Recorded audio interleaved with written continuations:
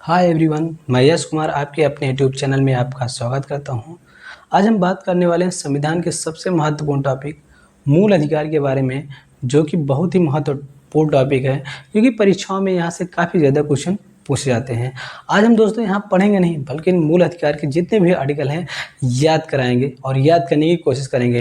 दोस्तों मैं वादा करता हूँ इस वीडियो में मूल अधिकार के जितने सारे आर्टिकल हैं मैं आपको याद करा के ही छोड़ूंगा।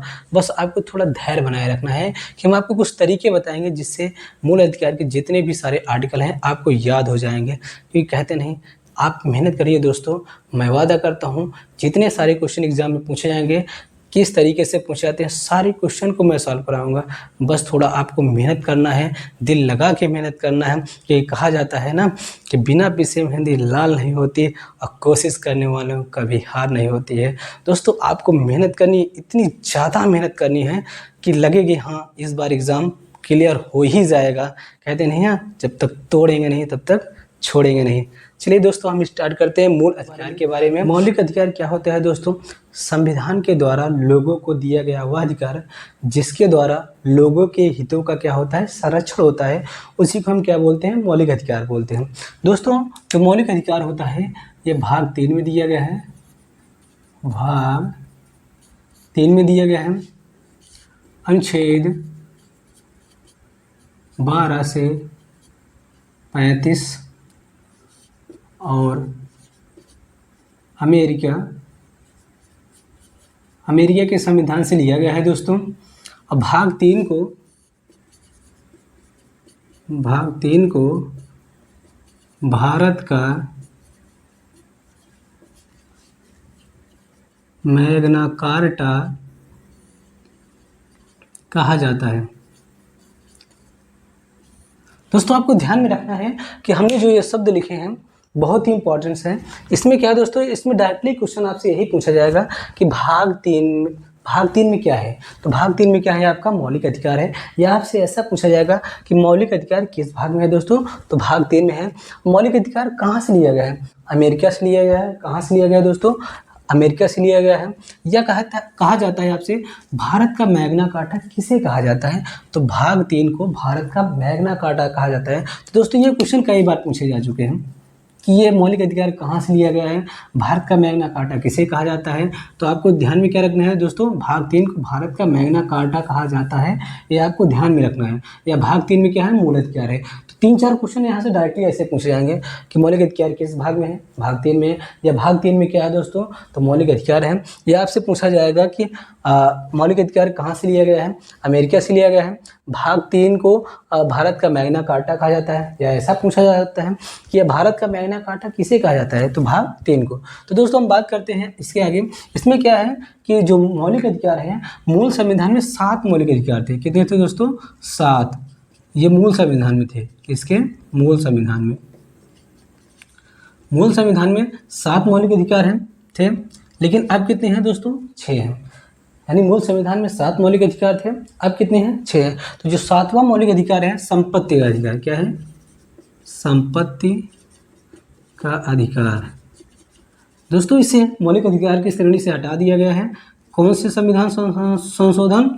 44वें संविधान संशोधन। कब? 1978 में। इसे कहाँ रखा गया है दोस्तों? आर्टिकल 300A में रखा गया है। कानूनी अधिकार बना दिया गया है। कानूनी अधिकार बना दिया गया। तो दोस्तों यहाँ 2 अधिकार आपको देखने को मिल रहे हैं, एक मौलिक अधिकार, दूसरा क्या है आपका कानूनी अधिकार। अब मौलिक अधिकार और कानूनी अधिकार में क्या अंतर है दोस्तों? मौलिक अधिकार का उल्लंघन जब भी होगा तो सुप्रीम कोर्ट और हाई कोर्ट रिट जारी करते हैं। क्या जारी करते हैं? रिट, जिसके बारे में हम आगे पढ़ेंगे। और कानूनी अधिकार के उल्लंघन पर supreme court, high court writ जारी नहीं करते हैं। तो आपको क्या ध्यान में रखना है, जो हमारे मौलिक अधिकार होते हैं इनके उल्लंघन पर सुप्रीम कोर्ट और हाई कोर्ट क्या जारी करते हैं? रिट जारी करते हैं। और कानूनी अधिकार के उल्लंघन पर supreme court, high court writ जारी नहीं करते हैं। तो आपको ध्यान में क्या रखना है दोस्तों, जो संपत्ति का अधिकार है, कौन से संविधान संशोधन द्वारा मौलिक अधिकार की श्रेणी से हटाया गया? 44वें संविधान संशोधन द्वारा। कब? 1978 में। कहाँ रखा गया? 300A में रखा गया। कौन सा अधिकार हुआ दोस्तों? कानूनी अधिकार बना दिया गया। चलिए दोस्तों अब इन 6 मौलिक अधिकारों के बारे में हमें पढ़ना है, जो कि बहुत ही इंपॉर्टेंट है। चलिए इसके बारे में हम एक ट्रिक है पहले उसको सीखेंगे, फिर एक समान तरीका देखेंगे। जो दोनों में जो अच्छा लगे दोस्तों वो याद कर लेना है, लेकिन आपको याद करके ही जाना है। चलिए याद करते हैं। सबसे पहले समता ने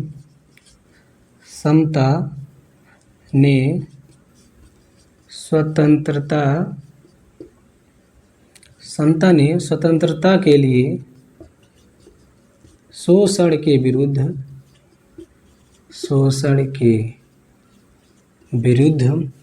धार्मिक सांस्कृतिक एवं शिक्षा के लिए संवैधानिक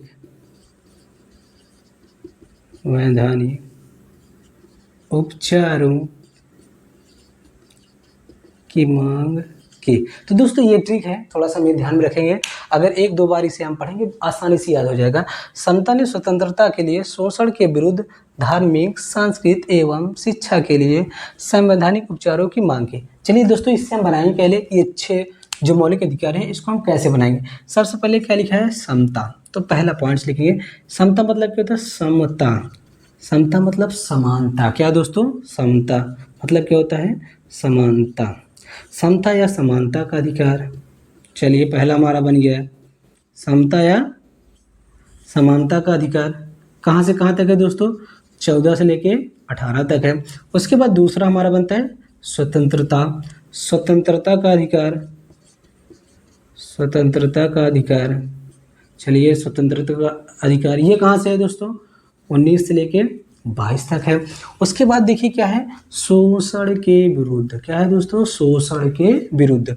तीसरा हमारा क्या है दोस्तों? शोषण के विरुद्ध अधिकार। शोषण के विरुद्ध कहाँ से है? 23 से लेके 24 तक है। आगे चलते हैं। शोषण हो गया, फिर क्या है? धार्मिक लिखा है। क्या है दोस्तों? धार्मिक। तो धार्मिक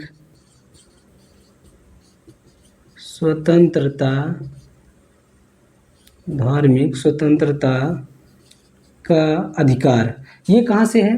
25 से लेके 28 तक है। उसके बाद देखिए कामा लगा है दोस्तों। कामा के बाद क्या है? सांस्कृतिक एवं शिक्षा। सांस्कृतिक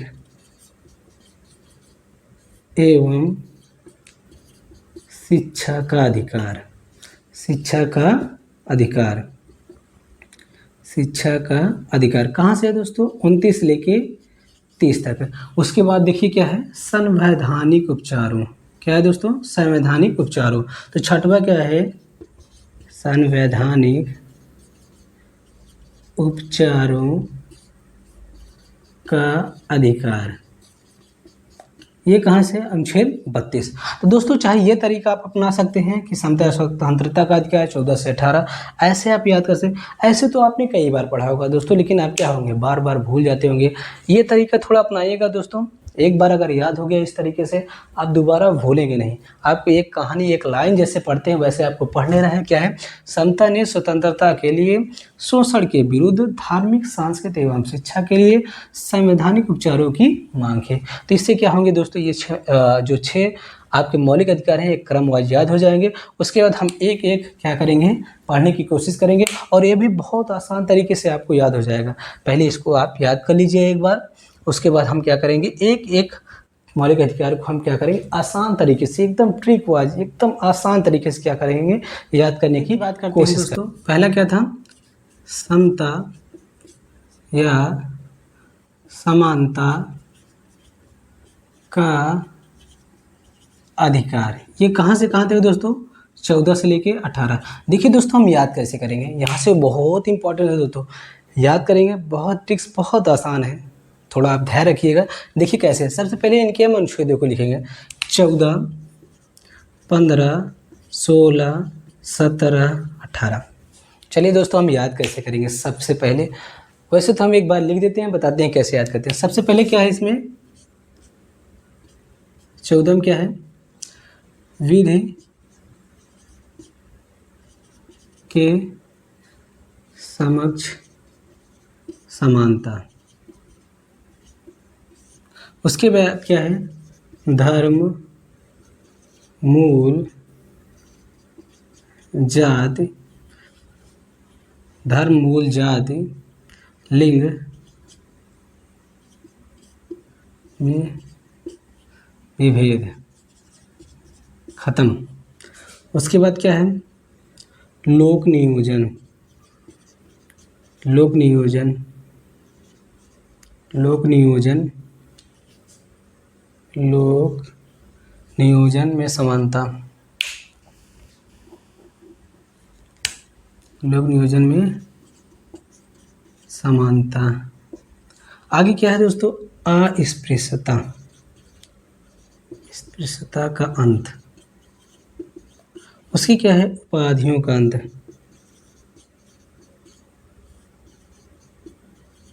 उपाधियों का अंत। पहले क्या है, हमने पढ़ा कि समता समानता का क्या जो 14 से लेकर 18 है। पहले इनके अनुच्छेदों को हम याद करते हैं। अनुच्छेद 14, 15, अनुच्छेद 16, अनुच्छेद 17, अनुच्छेद 18, अनुच्छेद 14, अनुच्छेद 15, अनुच्छेद 16, अनुच्छेद 17, अनुच्छेद 18। हम याद कैसे करेंगे दोस्तों? वैसे तो लिखा आपकी किताबों में भी ऐसा है, लेकिन हम इसे याद कैसे करेंगे, हमारे दिमाग में बैठेगा कैसे? बहुत आसान तरीका है। चलिए हम दो व्यक्ति, एक एससी को मान लेते हैं, एक लेते हैं जनरल या ओबीसी। चलिए एक जनरल कास्ट का व्यक्ति है, एक एससी कास्ट का व्यक्ति है। दोस्तों हम इसकी बात करते हैं। अब क्या होता है, दोनों में बहुत तगड़ा झगड़ा होता है। क्या होता है दोस्तों? झगड़ा। देखिए याद करने की जो ट्रिक है, एक बार आप समझ गए तो दुनिया की कोई ताकत आपको भुला नहीं सकती दोस्तों। तो सबसे पहले क्या है, एक एससी थे, एक जनरल थे, दोनों में आपस में झगड़ा हुआ, मारपीट हुआ, जो भी हुआ, ये पहुंच गया क्या, थाना। कहाँ पहुंच गया? थाना, जहाँ पर क्या है, दरोगा साहब। कौन है? दरोगा, जिसकी आप लोग तैयारी भी करते हैं, दरोगा की बात करें। अब कैसे याद करेंगे? सबसे पहले जब झगड़ा हुआ तो ये दरोगा के पास पहुंचे, तो ये एससी वाला क्या था, थोड़ा मजबूत था। क्या दोस्तों? मजबूत था। जब देखें कि एससी वाले का ज़्यादा कहना मान रहे हैं, तो जनरल वाले सबसे भाई साहब पहले क्या कहते हैं, पहला शब्द इन्हीं का रहता है कि भैया कहा गया है कि 14 में कि विधि के समान समानता, यानी दरोगा जिसे कह रहे हैं कि ये कह रहे हैं कि विधि के समक्ष समानता, यानी जो कानून है उसके समक्ष के सब क्या है, समान है। कौन कह रहा है? ये कह रहे हैं। तो आर्टिकल नंबर 14 ये कह रहे हैं कि विधि के समान, यानी जो कानून है उसके समक्ष क्या है, सभी लोग क्या है, बराबर से। ठीक है। अब इसी में एससी वाले साहब कह रहे हैं, क्या कह रहे हैं, अनुच्छेद 15 में, ठीक है कोई बात नहीं, चलिए आपने कहा कि कानून के समक्ष सब क्या है, समान है, तो हमारा भी क्या कहना है कि भैया धर्म, मूल, जाति और लिंग के साथ कोई भी विभेद नहीं होना चाहिए, समानता होनी चाहिए, विभेद नहीं होना चाहिए। जो ये विभेद है उसे खत्म करना चाहिए। कौन कह रहे हैं? एससी साहब कह रहे हैं। कह रहे हैं जो आप लोग धर्म और जाति और मूल वंश के आधार पर क्या करते हैं, विभेद करते हैं, उसको आप क्या कर दीजिए, खत्म कर दीजिए। तो चलिए ये 14 कहते हैं और ये क्या कहते हैं, 15 कहते हैं। तो इन्होंने क्या कहा कि विधि के समक्ष क्या होना चाहिए, सबका समान देखना चाहिए, दरोगा साहब से करें। तो एससी साहब ने कहा क्या कि क्या कि 15 में ये भी कहा गया है कि धर्म, मूल, जाति और लिंग के आधार पर कोई विभेद नहीं होना चाहिए। ये चीज़ खत्म करिए ना। फिर उसके बाद क्या कर रहे हैं, जनरल वाले साहब क्या कर रहे हैं, ये 16 में कह रहे हैं, 16 में कह रहे हैं कि लोग, यानी लोक नियोजन में समानता। लोक नियोजन का मतलब सरकारी नौकरी। क्या है दोस्तों? सरकारी नौकरी। अब एससी वाले से कह रहे हैं कि सरकारी नौकरी में भी क्या होनी चाहिए, समानता होनी चाहिए, इक्वलिटी होनी चाहिए। ये कौन कह रहा है? ये कह रहे हैं। किस में कह रहे हैं? 16 में। क्या कि सरकारी नौकरी में भी क्या होनी चाहिए, समानता होनी चाहिए। तो इससे बाद एससी साहब ने भी क्या कहा, 16 के बाद क्या आएगा आपका, 17। क्या आएगा? 17। 17 में उन्होंने क्या कहा कि जो छुआछूत है, अस्पृश्यता है, उसका क्या होना चाहिए, फिर अंत होना चाहिए। क्या होना चाहिए? अंत होना चाहिए। किसने कहा? इसने कहा इतने सालों से जो छुआछूत है उसका क्या कर दीजिए आप, अंत कर दीजिए। क्या करिए आप? अंत। तो छुआछूत क्या होना चाहिए, अंत। इतने में दरोगा साहब ने क्या बोला, क्या है, आप भी चुप रहिए, आप भी चुप रहिए, पहले क्या करिए, उपाधियों का क्या करिए, अंत। क्या करिए दोस्तों? अंत करिए। तो लास्ट में आपका क्या हो जाएगा, उपाधियों का अंत। तो दोस्तों आपको कैसे ट्रिक याद रखना है कि दोनों में झगड़ा हुआ, ये थोड़ा क्या भर गया, भारी। तो जनरल वालों ने कहा दरोगा साहब से कि विधि के समाज क्या होनी चाहिए, सबकी समानता होनी चाहिए, यानी कानून के समक्ष क्या होनी चाहिए, सबकी समानता, इक्वलिटी होनी चाहिए। किसमें कहा? 14 में कहा। फिर 15 में एससी साहब ने कहा क्या कि चलिए ठीक है, विधि के समानता होनी चाहिए, हमने मान लिया। तो 15 में मेरा भी क्या कहना है कि जो धर्म, जाति, मूल के में विभेद है उसकी भी क्या होनी चाहिए, समानता होनी चाहिए। उस असमानता को खत्म करना चाहिए। किसमें है? 15 में। तो जब इन्होंने 15 में कहा तो इन्होंने 16 में कहा, क्या कहा कि जो सरकारी नौकरी है उसमें भी क्या होनी चाहिए, समानता। किसमें, 16 में सरकारी नौकरी में क्या होनी चाहिए, समानता होनी चाहिए। उसके बाद जब इन्होंने कहा तो इन्होंने 17 में कहा कि जो इतना दिन से छुआछूत अस्पृश्यता आ रही है वो सब क्या, उसका भी क्या होना चाहिए, अंत होना चाहिए। तो दरोगा जी सुनते सुनते क्या हो गए, थोड़ा सा दिक्कत में है। कहा तुम भी, आप भी चुप रहिए, आप भी चुप रहिए। अब मेरी बात सुनिए, 18 में इन्होंने कहा कि जो उपाधि है पहले उसका क्या होना चाहिए, अंत होना चाहिए। तो दोस्तों ये क्या होगा, एक तरीके से आप इस ऐसे याद कर सकते हैं। और एक तरीका आप रटने वाला है, क्या है, 14 में क्या है, वित्त के समान समानता है, 15 में धर्म मूल जाति और लिंग में विभेद है, और 16 में क्या है, लोक नियोजन में समानता है, और 17 में क्या है, अस्पृश्यता का अंत है, 18 में क्या है, उपाधियों का अंत है। आप इस तरीके से रटने वाला काम कर सकते हैं या इसमें आप समझने वाला काम करते हैं। मेरा वादा है एक बार आप इसे समझ गए दोस्तों तो दोबारा आप क्या करेंगे, भूल नहीं पाएंगे।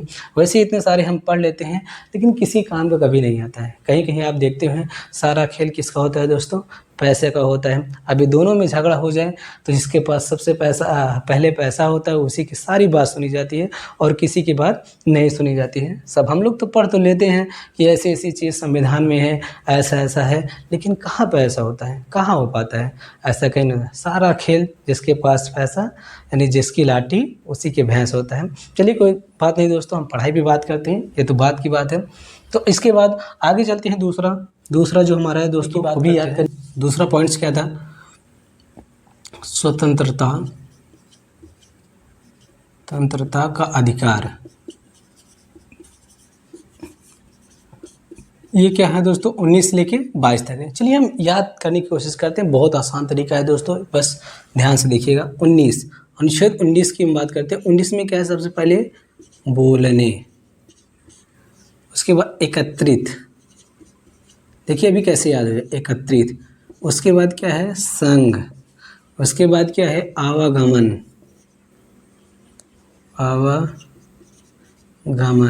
उसके बाद क्या है, निवास।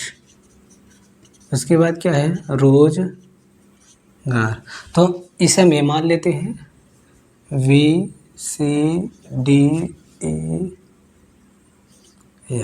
चलिए दोस्तों हम बात करते हैं कैसे याद करेंगे। 19 ए लिखा जाता है, 19 बी लिखा जाता है, 19 सी लिखा जाता है, 19 डी लिखा जाता है, 19 EF ऐसे लिखा जाता है। दोस्तों हमने ऐसे ही लिखा है, याद करने की कोशिश करें, बहुत आसान तरीका याद है। मान लेते हैं एक लड़का है, किसी से उसका झगड़ा होता है, तो सबसे पहले क्या करेगा, वो बोलने की बात कहेगा, अपनी बात रखेगा, बोलेगा। तो सबसे पहले क्या है, 19 में क्या है, बोलने की स्वतंत्रता है, बोलने की आज़ादी है।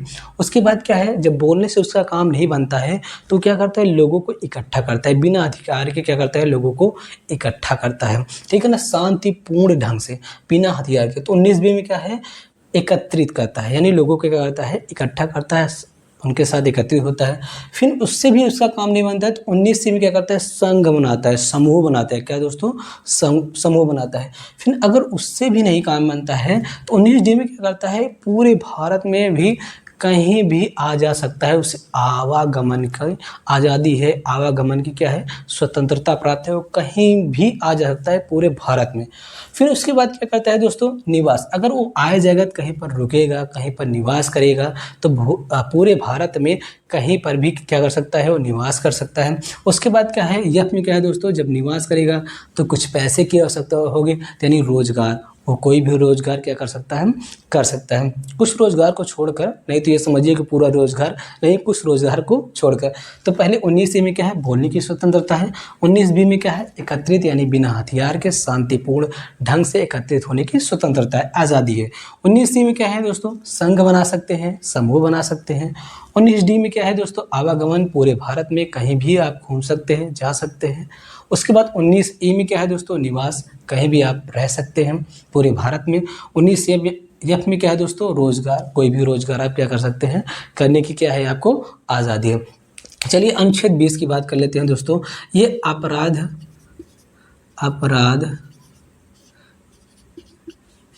के संबंध में, अपराध के लिए दोष सिद्धि के संबंध में संरक्षण। इसमें क्या है दोस्तों, इसमें आपको 3 पॉइंट्स आपको रखना है। ये 20 वाले में आपको 3 पॉइंट थोड़ा सा याद रखना, खास तौर पर पूछे नहीं जाते लेकिन आपको ध्यान में रखना है। कह रहा है कि अपराध के समय उसी के समय जो कानून है उसी के अनुसार उसको सज़ा मिलनी चाहिए। यानी अपराध के समय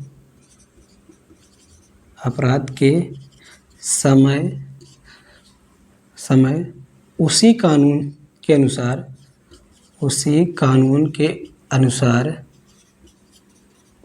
सज़ा मिलनी चाहिए, ठीक है। तो क्या है, अपराध के समय जो भी कानून होगा उसी कानून के अनुसार, उसी नियम के अनुसार उसको क्या मिलनी चाहिए, सज़ा मिलनी चाहिए। दूसरा क्या है दोस्तों, दूसरा यह है कि स्वयं के विरुद्ध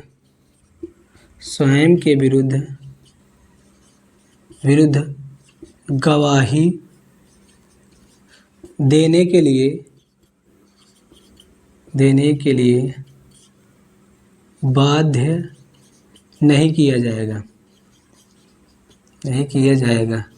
तो दोस्तों पहला क्या है कि अपराध के समय जो भी कानून था उसी कानून के अनुसार उसको सज़ा मिलनी चाहिए। और दूसरा क्या है, स्वयं के विरुद्ध गवाही देने के लिए बाध्य नहीं किया जाएगा। और कह रहा है एक अपराध के लिए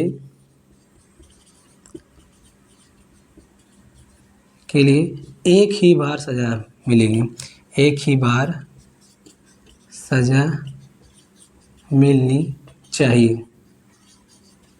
तो ये ऐसे नियम्स हैं अपराध के लिए दोष सिद्ध के संबंध में संरक्षण। उसमें आपको 3 पॉइंट्स याद रखना है कि पहला क्या है, अपराध के समय जो कानून था उसी कानून के अनुसार उसको सज़ा मिलनी चाहिए। और दूसरा का क्या है दोस्तों, स्वयं के विरुद्ध गवाही देने के लिए बाध्य नहीं किया जाएगा। और तीसरा का क्या है दोस्तों, एक अपराध के लिए एक ही बार सज़ा मिलनी चाहिए। लेकिन ऐसा कहाँ होता है हमारे कानून में, लिखा है, पालन कौन करता है दोस्तों? आज के यहाँ पुलिस भी पालन नहीं करते, जानते हो, सारी बातें आप लोग जानते हैं। चलिए दोस्तों बात करते हैं 21 अनुच्छेद 21 के बारे में बात करते हैं। इसमें क्या है, प्राण एवं दैहिक स्वतंत्रता, प्राण एवं दैहिक स्वतंत्रता। तो दोस्तों इसमें प्राण एवं दैहिक स्वतंत्रता बहुत ही वाइड एरिया इसका है। इसमें क्या है, आपका स्वच्छ जल पीने की स्वतंत्रता, सोने की स्वतंत्रता, कहीं भी घूमने, निजता का अधिकार भी है। दोस्तों एक पॉइंट जरूर इसमें याद रखना, निजता का अधिकार है प्राण एवं दैहिक, इसमें निजता का अधिकार इंक्लूड किया गया है। इस बात को आपको ध्यान में रखना है। अगर आपसे पूछा जाता है कि एक ही शब्द इसमें हम लिखेंगे बस, खाली निजता का अधिकार, निजता का अधिकार, अगर ये क्वेश्चन पूछा जाता है कि किस आर्टिकल में है निजता का अधिकार, तो आर्टिकल आपका 21 होना चाहिए। इसमें वैसे तो बहुत सारे आपके अधिकार हैं, जैसे आपका क्या है, स्वच्छ वायु में रहने की स्वतंत्रता, स्वच्छ जल पीने की स्वतंत्रता है, यानी कई सारी ऐसी क्या है आपको अधिकार प्राप्त हैं आर्टिकल 21 में। अब आर्टिकल 21A की बात करते हैं। आर्टिकल 21A में क्या है दोस्तों, 86वें संविधान संशोधन 2002 में क्या बताया गया है, 21A की बात करें, 86वें संविधान संशोधन 2002 में क्या बताया गया है कि 6 से 14 वर्ष के बच्चों को प्राथमिक एवं निःशुल्क शिक्षा का अधिकार है, निःशुल्क शिक्षा का अधिकार है। तो दोस्तों आपको 2-3 पॉइंट इसमें बहुत इम्पोर्टेंट्स हैं जो आपको याद रखने हैं। सबसे पहले क्या है, 19 है बोलने, एकत्रित संघ, आवागमन, निवास और रोजगार। उसमें क्या है, 20 में क्या है, अपराध ये बहुत कम पूछे जाते हैं लेकिन आपको एक ओरल तौर पर याद रखना है। इसमें अपराध के लिए दोष सिद्ध के संबंध में संरक्षण, अपराध के समय उसी कानून से उन्हें सजा मिलनी चाहिए और स्वयं के विरुद्ध गवाही देने के लिए बाध्य नहीं किया जाना चाहिए, और एक अपराध के लिए एक ही बार सजा मिलनी चाहिए।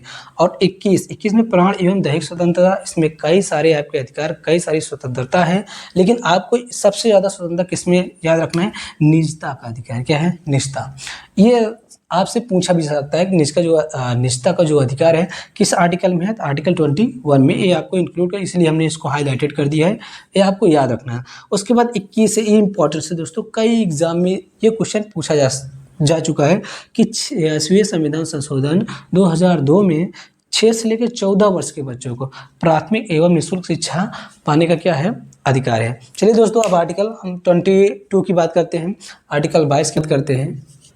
22 में क्या है दोस्तों, गिरफ्तारी के संबंध में संरक्षण है। इसमें दोस्तों आपको 3 पॉइंट याद रखना है। सबसे पहले क्या है कि गिरफ्तारी का कारण बताना होगा, कारण बताना होगा। तो इसमें क्या है, गिरफ्तारी का कारण बताना होगा। दोस्तों, गिरफ्तारी के कारण कौन बताता है? आप पुलिस से पूछेंगे तो राइटली को आप पूछेगा, वो आपको हड़किया लेगा, कोई बात नहीं, लेकिन आपको पता होना चाहिए कि गिरफ्तारी का क्या होना चाहिए, कारण बताना होगा। दूसरी बात, 24 घंटे के अंदर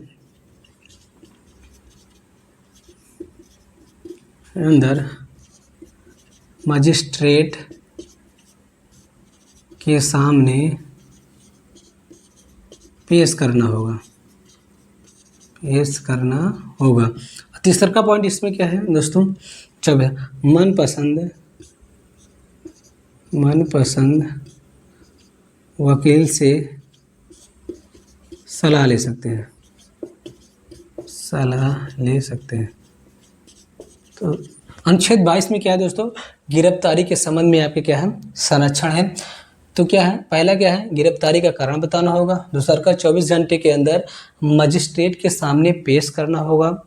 आवागमन के टाइम को छोड़कर, जो आने जाने का समय है उसको छोड़कर, तो 24 घंटे के अंदर किसके, मजिस्ट्रेट के सामने क्या होगा, पेश करना होगा। और मनपसंद वकील से सलाह लेने की या सलाह करने की क्या है, स्वतंत्रता है, सलाह ले सकते हैं। अब उसके बाद दोस्तों आते हैं अनुच्छेद,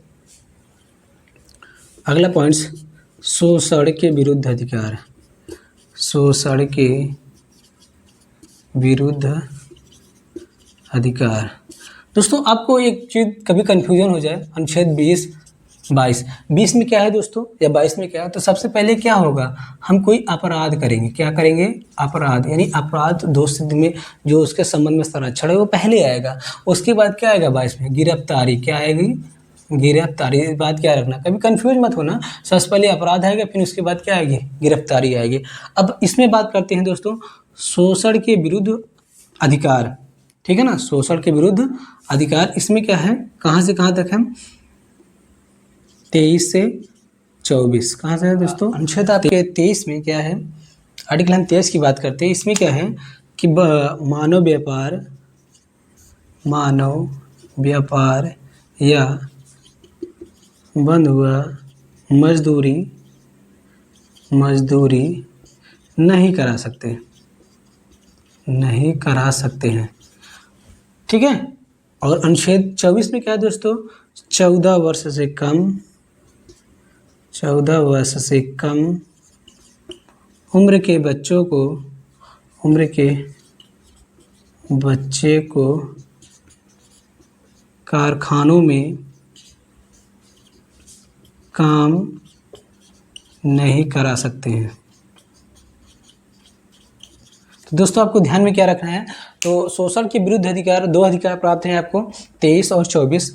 आर्टिकल 23 में क्या है, मानव व्यापार बंधुआ मजदूरी नहीं करा सकते हैं, आपको ज़बरदस्ती किसी से आप मजदूरी नहीं करा सकते हैं, ना तो आप मानव व्यापार, न आप बलात्श्रम कर सकते हैं। ये सारे व्यापार इसमें क्या है, प्रतिबंधित किए गए हैं। आर्टिकल 24 में क्या है, 14 वर्ष से कम उम्र के बच्चों को कारखाने में आप काम नहीं करा सकते हैं। ये वेरी वेरी इंपॉर्टेंट आर्टिकल है दोस्तों, आपको ध्यान में रखना है कि 14 वर्ष से कम उम्र के बच्चों को कारखानों में काम नहीं करा सकते हैं दोस्तों।